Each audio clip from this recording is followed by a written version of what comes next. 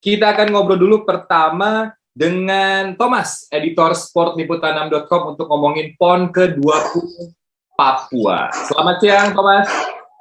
Siang itu. Sehat, Tom? Sehat. Oke, ini ngomongin PON Papua, mungkin bisa diceritain dulu kemarin habis pembukaan, ada Presiden Jokowi, update-nya sampai sekarang kayak gimana? Silakan, Thomas. PON Papua memang resmi dibuka hari Sabtu kemarin ya, tanggal 2 Oktober oleh Presiden Joko Widodo. Tapi sebenarnya beberapa pertandingan sudah ada yang memainkan pertandingan itu sejak 2 September. Jadi beberapa tim sudah ada yang memperoleh medali, dan saat ini sendiri sudah ada 505 medali yang sudah dibagikan per tadi pagi ya. Oke, jadi untuk klasemen sementara di PON ke-20 ini, provinsi mana yang unggul? Biasanya kan provinsi-provinsi gede ya, Jakarta, Jawa. Iya, pasti. Ini tahun ini kayak gimana klasemennya, Thomas?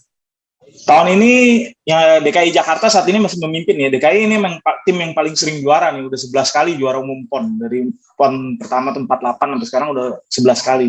Yang kejutan ya jelas tuan rumah Papua sekarang ada di peringkat kedua. Biasa tuan rumah memang suka atletnya paling banyak kontingennya kan. Paling besar. Biasanya kontingennya paling penuh tuh kalau tuan rumah ya. Iya, tuan rumah. Nih tadi pagi baru aja sempat saya nonton juga tadi pagi tuan rumah Papua berhasil mengalahkan Jawa Barat ya di futsal, berhasil merebut. Iya, futsal putra iya. Jawa Barat di Perak dan NTB di Perunggu. Sebetulnya kalau ngomongin cabur-cabur selain kayak bola, badminton, apa sih cabur yang menarik kalau ngomongin PON? PON ini banyak cabur-cabur yang seperti atletik juga menarik, karena ada bola voli, bola basket. Bola basket ini juga cukup menarik nih, karena banyak pemain-pemain profesional dari Indonesian Basketball League yang turun di PON Papua kali ini. Oke. Nah, ada beberapa cabur baru juga ya yang diperlombakan di PON 20. Mungkin di PON sebelumnya terakhir di Jawa Barat nggak ada, tapi di 20 ini ada. Apa aja dan kayak gimana perjalanannya, Thomas? Oh iya, di PON Papua ini ada eksibisi ya, 11 cabang olahraga baru.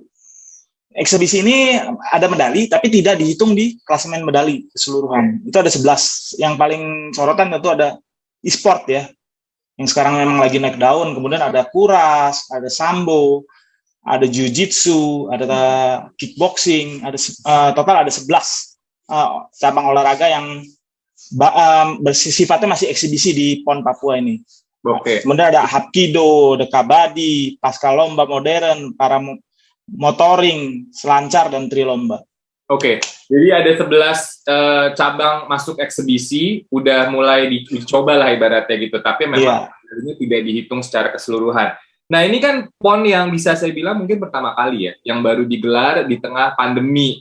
Ini pandemi COVID-19 kalau sekarang gitu. Nah, mudah-mudahan nggak ada lagi deh PON digelar di tengah pandemi, itu harapan kita. Semoga cepat selesai ya. Semoga cepat selesai, jadi next PON udah nggak ada tuh PON di tengah pandemi lagi. Iya, biar bisa bebas seperti dulu lagi. Ya gitu. Ini pertanyaannya, kalau kemarin ngelihat Olimpik, itu kan ada bubble atlet ya, wisma-wisma atlet gitu kan. Kalau di PON itu seperti itu juga nggak sih, atau gimana di tengah pandemi ini, Thomas? PON ini kan PON Papua ini menjadi ajang multi-event pertama yang digelar di Indonesia di tengah pandemi ya. Sebelumnya mungkin ada single event ya, ada IBL, ada Liga 1. Nah ini tentu jadi pekerjaan berat untuk pemerintah dan KONI ya, untuk menyelenggarakannya. Protokol kesehatan tentu menjadi hal utama yang harus diterapkan benar-benar. Atlet yang ikut di PON Papua ini semuanya harus sudah divaksin, begitu juga dengan ofisial, bahkan masyarakat di sekitar venue pun juga sudah divaksin hingga 80% lah. Kabar terakhir sih 80% sudah ya. Kemudian ada tes PCR sebelum atlet itu terbang ke Papua. Di Papua sendiri juga ada semacam bubble gitulah, dari hotel ke tempat latihan dan arena pertandingan. Itu diharapkan tidak tercipta klaster. Penonton pun juga saat ini dibatasi, kapasitas stadionnya itu hanya 25% saja dan harus sudah divaksin penonton yang hadir. Oh, jadi kalau penonton di Papua, kalau mau nonton pertandingan yang diperbolehkan, udah harus divaksin dulu ya, baru boleh nonton ya, Tom? Iya, masyarakat di sekitar venue juga begitu.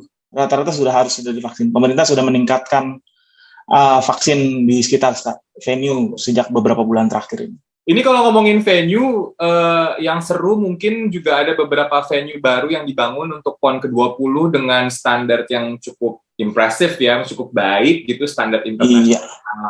Ada di Jayapura, terus ada di Mimika juga. Ini sebetulnya kalau kesiapannya Liputan.com melihatnya gimana? Apakah emang udah siap secara infrastruktur ataupun yang lain-lain? Sejauh ini persiapan sudah cukup maksimal ya. KONI dan PB PON sudah menyatakan sudah siap semua. PON Papua ini digelar di 4 klaster, Kabupaten Jayapura, Kota Jayapura, Mimika, dan satu lagi Merauke. Stadionnya ada stadion baru, terus Stadion Lukas NMB, jadi pembukaan itu yang megah, yang dipuji sekali oleh Pak Presiden Joko Widodo. Iya. Salah satu yang terbaik di Asia Pasifik ya stadionnya. Desainnya juga sangat megah dan unik ya.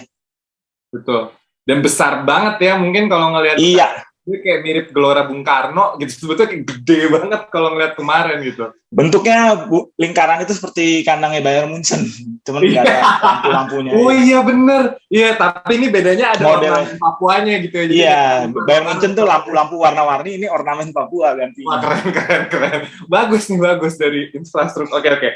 Nah terakhir mungkin kita ngomongin logo nih, logo tahun ini tuh apa sih? Biasanya kan kalau PON selalu ada logo yang pasang biasanya cowok cewek. Iya. Ini apa yang kalau ini logonya ada 2 juga, namanya Kangpo dan Drawa. Itu 2 hewan tradisional yang ada di Papua. Kangpo itu singkatan dari kanguru pohon bermantel emas. Kanguru yang ini berbeda dengan yang ada di Australia yang selama ini kita kenal sebagai pusatnya kanguru. Kanguru pohon ukurannya lebih kecil dan biasa berada di pohon. Kemudian Drawa itu yaitu burung cendrawasih. Kita semua tahu lah Papua terkenal dengan burung cendrawasihnya. Di PON ini juga ada tagline-nya unik ya, Torang Bisa. Torang Bisa. Tentu udah sering terdengar lah di mana-mana promo. Betul.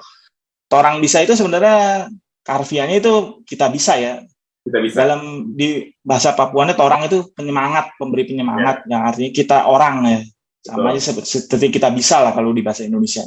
Harapannya memang dengan adanya PON ini kita juga makin semangat ya untuk menghadapi pandemi COVID-19 dan pastinya juga menyusun strategi dunia olahraga ke depan yang mudah-mudahan makin kompak. Gitu ya Thomas ya? Iya. Baik. Thomas, terima kasih banyak. Kita tunggu update berikutnya karena saya yakin hari ini masih banyak pertandingan seru dari PON. Nanti siang voli sebenarnya nih. Voli kayak seru ya siang ini ya? Iya, voli biasanya rame itu. Oke, siap. Thank you, Tom. Iya, sama-sama itu.